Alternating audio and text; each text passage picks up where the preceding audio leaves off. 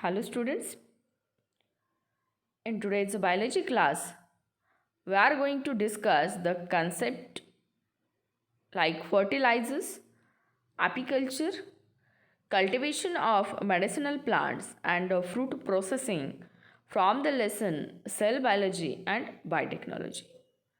In the previous classes, we have discussed the some important stages in agricultural development, and in that part we have discussed the green revolution, white revolution and blue revolution.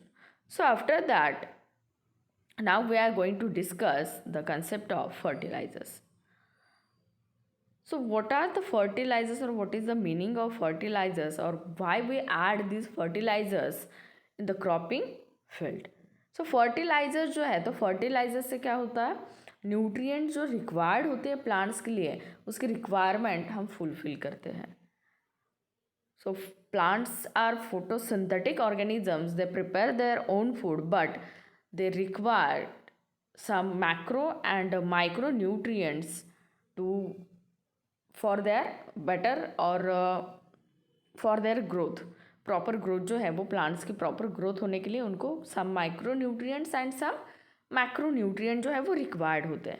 तो ये जो nutrient का जो भी requirement है वो fulfil किया जाता है डिफरेंट सोर्सेस से, like water, soil and air.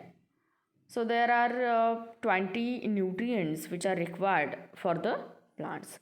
So from that, some are essential or some are macronutrients which are used in a large quantity by the plants, that they are nitrogen, phosphorus and potassium, means NPK. तो उसके साथ साथ urea भी है, कुछ ऐसे भी है कि जो स्मॉल एलिमेंट स्मॉल क्वांटिटी में न्यूट्रिएंट जो है वो प्लांट्स के लिए रिक्वायर्ड होते हैं. तो यहाँ पे जो फर्टिलाइजर्स है उनको हम 2 ग्रुप्स में डिवाइड करते हैं. First one is manures and next one is chemical fertilizers. So manures are the organic substances and chemical fertilizers, they are made in factories and they are inorganic substances. So as compared to chemical fertilizers, manures have more advantages because they do not create any harmful effect on the cropping field or on the crops.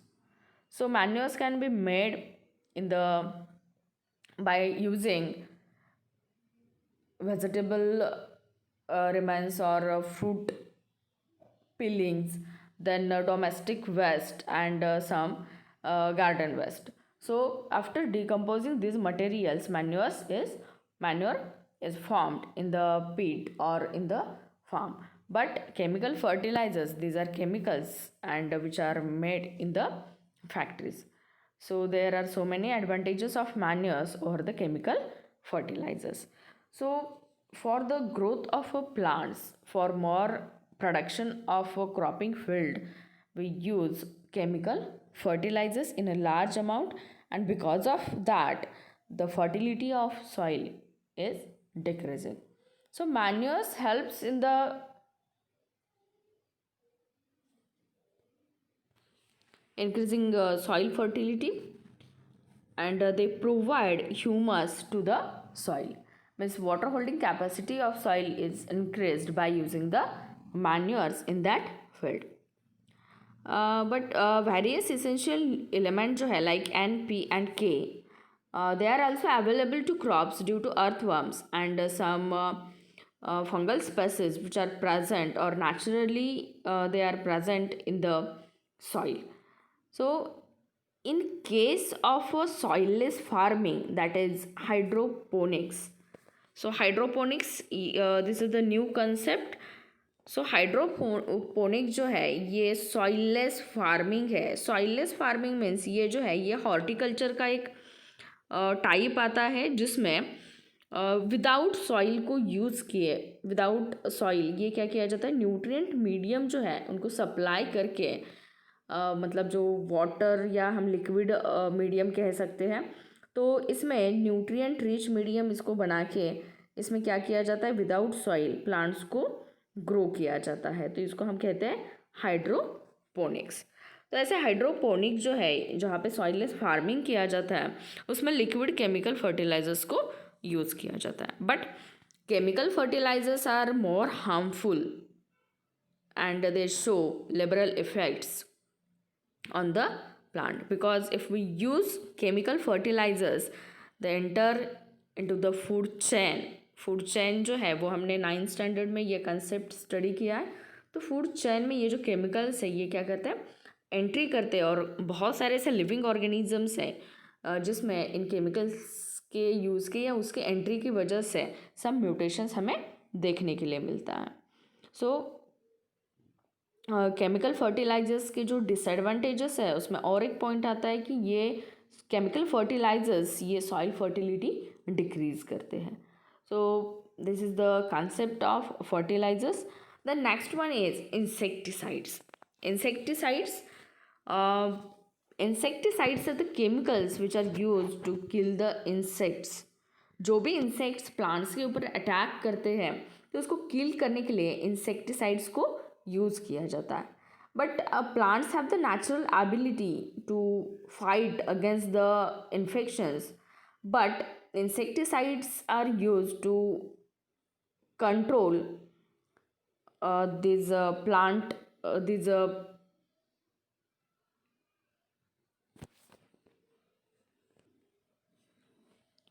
in these infections। But जो natural friends है farmers के, like frogs है, सम insectivorous birds भी present होते हैं। But जो farmers है वो क्या करते हैं, इंसेक्टिसाइड्स या केमिकल जो है वो स्प्रे करते हैं उस प्लांट्स के ऊपर, और जो यील्ड है उसको इंक्रीज़ करने के लिए, प्लांट्स को प्रोटेक्ट करने के लिए ये इंसेक्टिसाइड्स का यूज़ किया जाता है।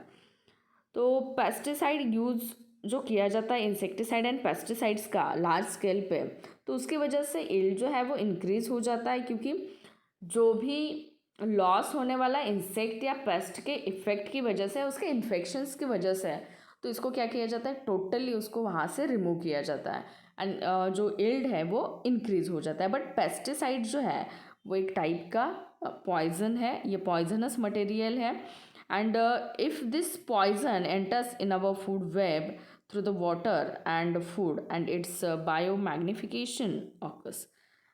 So because of harmful effects of these insecticides and pesticides, we should not use these insecticides and pesticides in a large amount. But there are some various pesticides are present like DDT, then malathion, chloropyrifos, etc. have been proved to be dangerous. ये सब examples है जो pesticides है, जो कि paste के ऊपर इसका जो इफ़ेक्ट है वो हमें देखने के लिए मिलता है। तो इंसेक्टिसाइड एंड पेस्टिसाइड में थोड़ा सा डिफरेंस है। जो इंसेक्टिसाइड्स है वो इंसेक्ट को किल करने के लिए यूज़ किए जाते हैं, then pesticides are used to kill the pest, but both are the small creatures, insects and pest. Pest are the destructive animals और क्रिएचर्स। पेस्ट जो है वो डिस्ट्रक्टिव है, उसमें से कौन सा भी ऐसा पेस्ट का जो भी टाइप है या जो भी ऑर्गेनिजम्स है इसमें, तो वो ह्यूमंस के लिए हार्मफुल है। बट जो इंसेक्ट्स है, तो इंसेक्ट्स में से कुछ ऐसे इंसेक्ट्स है जो कि यूजफुल है and some are harmful insects. The next part is organic farming. So organic farming ये जो कंसेप्ट है, तो रिसेंट डेज में ये कंसेप्ट बहुत ही पॉपुलर हो रहा है। तो ऑर्गेनिक फार्मिंग मीन्स जो farming without use of chemical fertilizers किया जाता है, जिसमें केमिकल्स के ऊपर बैन है, ऐसे फार्मिंग को हम कहते हैं ऑर्गेनिक फार्मिंग। तो ऑर्गेनिक फार्मिंग में यूज़ क्या किया जाता है, जो भी न्यूट्रिएंट का रिक्वायरमेंट है तो उसको फुलफ़िल करने के लिए ऑयल केक जो है उसको यूज़ किया जाता है। देन वर्मी कल्चर है जिसको हम वर्मी कंपोस्टिंग भी कहते हैं, जिसमें अर्थवर्म का यूज़ किया जाता है। तो वन बाय वन ये हम देखते हैं कि ऑयल केक क्या है और उसका यूज़ कैसे किया जाता है। तो ऑयल केक जो है वो जो भी edible and non edible seeds होते हैं, तो उसमें से जो भी एक्सट्रैक्ट या लिक्विड पार्ट है उसको सेपरेट किया जाता है, और उसके बाद जो भी सॉलिड पार्ट, जो रिमेनिंग पार्ट होता है सॉलिड पार्ट, तो उसको हम कहते हैं ऑयल केक। सो ऑयल केक जो है वो अगर हम सॉइल में ऐड करते हैं as a manure, and vermiculture में जो अर्थवर्म का यूज़ किया जाता है, तो earthworms are also called as a friend of farmers। तो अर्थवर्म के यूज़ से क्या होता है, अर्थवर्म जो है वो बरंग हैबिट है उनकी, और ये सॉइल में डीप जो है वो वहाँ पे जाते हैं, जिसकी वजह से ये जो सॉइल है वो लूज़ बनती है, और सॉइल की लूजनिंग की वजह से ये जो वाटर होल्डिंग कैपेसिटी है वो सॉइल की क्या हो जाती है, इंक्रीज हो जाती है। सो ऑर्गेनिक फार्मिंग में ये oil cake and vermi composting का यूज़ किया जाता है। तो इसमें जो केमिकल फर्टिलाइजर्स या पेस्टिसाइड्स का जो भी यूज़ होता है, जो कि पॉइजनस केमिकल्स है, तो ह्यूमन बॉडी के लिए जो ये एंट्री करते हैं फूड चैन, फूड वेब से ह्यूमन के बॉडी में, तो इसका इफ़ेक्ट जो है वो harmful effect human body as well as जो हमारा इन्वायरमेंट है इसके ऊपर हमें देखने के लिए मिलता है। सो इसकी वजह से ये जो प्रॉब्लम्स है, उस प्रॉब्लम्स के ऊपर ये एक ऑर्गेनिक फार्मिंग ये जो है ये एक सोल्यूशन कहा जा सकता है, क्योंकि इसकी वजह से जो प्रॉब्लम्स क्रिएट होते हैं जैसे कि सॉइल फर्टिलिटी डिक्रीज़ होना या जो भी पॉइजनस केमिकल्स है उसका एंट्री होना फूड चैन में, तो ये क्या हो सकता है, इसकी वजह से ये स्टॉप हो सकता है। तो ऑर्गेनिक फार्मिंग में क्या किया जाता है, ऐसे ऑयल केक या जो मैन्योर्स है या फिर वर्मी कंपोस्टिंग है उसको यूज़ करके वो जो रिक्वायरमेंट है प्लांट्स की वो फुलफ़िल करके सॉइल की फर्टिलिटी जो है वो ऑल न्यूट्रिएंट्स है उसकी फर्टिलिटी मेंटेन की जा सकती है। सो ये जो यूज़ है ऑर्गेनिक फार्मिंग का, तो ये लार्ज अमाउंट में अभी रिसेंट डेज में सब लोग कर रहे हैं। Next one is apiculture. So apiculture में apiculture is related to rearing of honeybees. So honey is the main product from the rearing of apiculture, but other products are also we produce from this apiculture. So हमने ये जो bee hives है ये बहुत बार observe किए होंगे, surrounding में जो भी प्लांट्स होते हैं उसके ऊपर ये बी हाइव्स हमें देखने के लिए मिलते हैं। बट जो मेथड्स है हार्वेस्टिंग के या जो हनी है उसको कलेक्ट करने के, तो इसमें मोस्टली क्या किया जाता है, बीज को वहाँ से स्मोकिंग या फिर जो बर्निंग टॉर्च होते हैं उसका यूज़ करके बीज को वहाँ से हाइव से उनको एक सेपरेट किया जाता है, उसको स्मोकिंग देके उस हाइव से उस बीज को हम निकाल लेते हैं, और उसके बाद ये जो हाइव है उसको क्या किया जाता है, कट किया जाता है पीसेस में। सो ये जो मेथड है हनी को कलेक्ट करने की, तो इसकी वजह से उस बी हाइव्स का क्या हो जाता है, डिस्ट्रक्शन हो जाता है, एंड लार्ज स्केल पे इन बीज की डेथ हो जाती है। सो इसकी वजह से ये कुछ मेथड्स है हनी को कलेक्ट करने के, तो उसके लिए आर्टिफिशियल बॉक्सेस का फॉर्मेशन किया है, और इस बॉक्सेस को यूज़ करके without destroying their bee hives we can remove the और collect honey from that bee hives. So apiculture में ये रेयरिंग किया जाता है हनी बीज का। तो इसमें जो मेथड्स यूज़ किए जाते थे हनी को कलेक्ट करने के, वो मेथड्स को उसकी वजह से जो डिस्ट्रक्शन होता है बी हाइव्स एंड जो डेथ होती है बीज की, तो उसके लिए हम क्या कर रहे हैं, न्यू मेथड्स यूज़ कर रहे हैं जिसमें आर्टिफिशियल बॉक्सेस को फॉर्म किया जाता है और हनी को वहाँ से कलेक्ट किया जाता है without destructing their bee hives.